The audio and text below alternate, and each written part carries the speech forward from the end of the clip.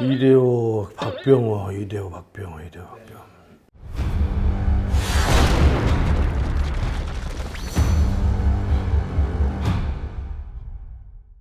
박병호 선수는 거의 일반 야구 팬들이 에이징 커브다, 이제는 하락세다라고 지금 이야기하고 있는 와중에 22시즌을 맞이해서 타격 폼을 변형을 시켰는데 그것이 딱 들어맞아서 지금 홈런 14개로 선두를 달리고 있어요.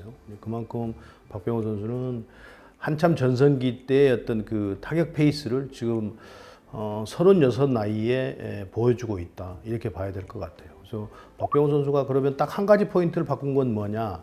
그 전에는 삼진을 당하지 않기 위해서 그러니까 토탭 스트라이드라고 해서 이 스탠스를 이렇게 잡고 있다가 한 발 먼저 투구가 되기 전에 먼저 디뎌 놓고 그 다음에 타격을 하는. 그러면 이게 좋은 점은 뭐냐면 몸이 나가지 않고 갖다 맞추는 데는 조금 더 용이할 수 있어도 동작이 한번 끊어지는 동작, 연결 동작이 안 되기 때문에 아무래도 좀 파워라든지 유연성 이런 면에서는 손해를 감수하고 그걸 좀 단점일 수가 있는데, 작년까지만 해도 박병호 선수가 이제 나이도 먹어가고 하니까 뭐 스피드가 떨어졌다 뭐 이런 생각을 해서 이 스트라이드를 이렇게 토탭 스트라이드를 하다가 오히려 더 타격이 하락세, 또 에이징 커브라는 소리를 들었었는데, 올해는 그 동작을 이정우 선수가 이렇게 투구를 할 때 발을 이렇게 들어 올릴 때 같이 발을 끌어당겨서 멈춰 있다가 내디디면서 이렇게 연결 동작을 하는 동작으로 박병호 선수가 그 스트라이드를 바꿨어요. 그러니까 그게 일명 투웨이 스트라이드라고 하는데, 안으로 한번 들어왔다가 다시 왔던 길을 다시 되돌아간다, 이렇게 해서 투웨이 스트라이드라고 하는데, 그 동작을 하면 아무래도 연결 동작이 되기 때문에 조금 몸이 많이 이렇게 이동이 있으면서 움직일 수는 있어요. 이제 그런데 박병호 선수가 그걸 하지 못했던 이유는 삼진을 많이 당할까 봐서. 근데 재미난 건요, 41경기, 그러니까 41경기를 기점으로 봤을 때 작년에 박병호 선수는 타율이 2할 1푼에 홈런 6개뿐이 못 쳤어요. 그런데 삼진은 쉬운 뜨기를 하겠어요. 그런데 올해 41경기에 박병호 선수의 성적은 홈런 14개에 삼진은 48개뿐이 당하지 않았습니다. 그렇게 본다고 한다면, 그런데 타율도 2할 7푼이에요. 무려 OPS는 작년에 0.625인가 뭐 그래요. 그런데 올해는 0.925인가 그래요. 굉장한 차이. 그러니까 오히려 박병호 선수는 이 스트라이드를 토탭 스트라이드를 할 것이 아니라 그냥 삼진을 두려워하지 않고 투웨이 스트라이드로 했으면 훨씬 더 좋았을 텐데, 그 삼진을 두려워해서 오히려 박병호 선수가 가지고 있는 장점을 살리지 못했었다. 그런데 그 타격 동작을 바꿈으로써 박병호 선수의 장점이 살아나면서 지금 홈런 선두를 달리고 있다, 이렇게 생각을 해요. 그러니까 모든 타자는 다 이정우 선수는 이정우 선수 나름대로의 타격 스타일이 있고, 박병호 선수는 박병호 선수 나름대로 타격 스타일이 있고, 이대호 선수는 이대호 선수 나름대로 타격 스타일이 있는 겁니다.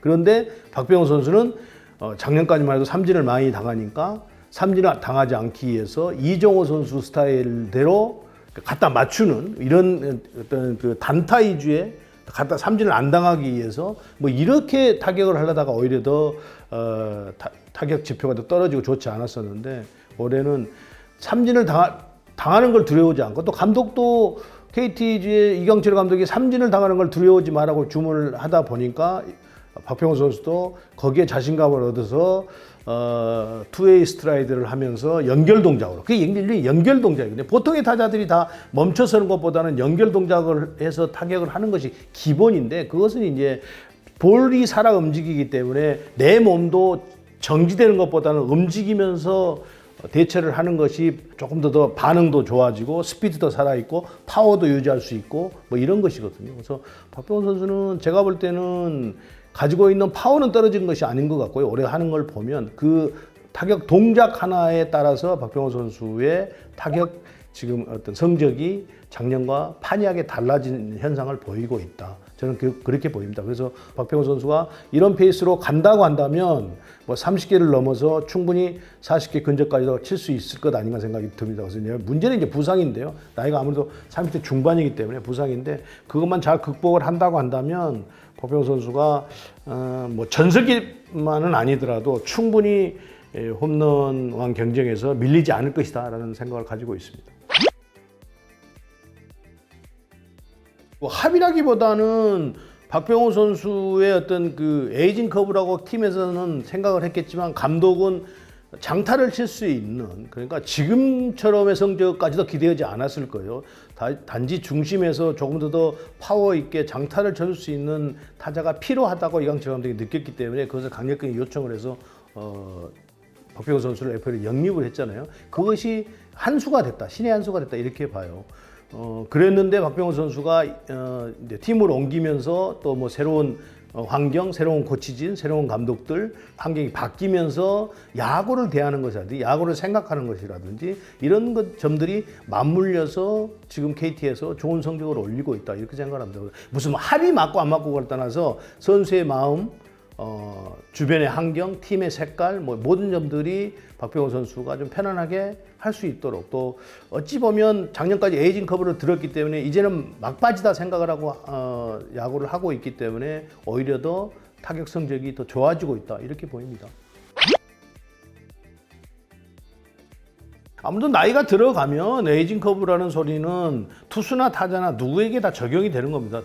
어느 특정 선수에게 국한된 게 아니에요. 그 에이징 커브라는 것이 나이가 들어가면 스피드와 파워가 아무래도 떨어지기 때문에 타자들은 또 이제 나이가 들어가면서 이렇게 눈이 좀 좋지 않아지면서 성관도 많이 떨어지고 하거든요. 그런 점들이 가장 빠르게 타자들에게는 닥쳐오는데 박병호 선수는 아직까지는 뭐 지금 홈런 때리고 하는 걸 보면 저는 뭐 그 박병호 선수가 22시즌에 그런 염려들, 에이징 커브라는 소리는 듣지 않을 것이다라는 생각을 합니다. 근데 그것은 언제나 따라다닙니다. 또 내년에 박병호 선수가 성적이 안 좋아지면 또 에이징 커브가 왔다 뭐 이렇게 이야기들을 할 거예요.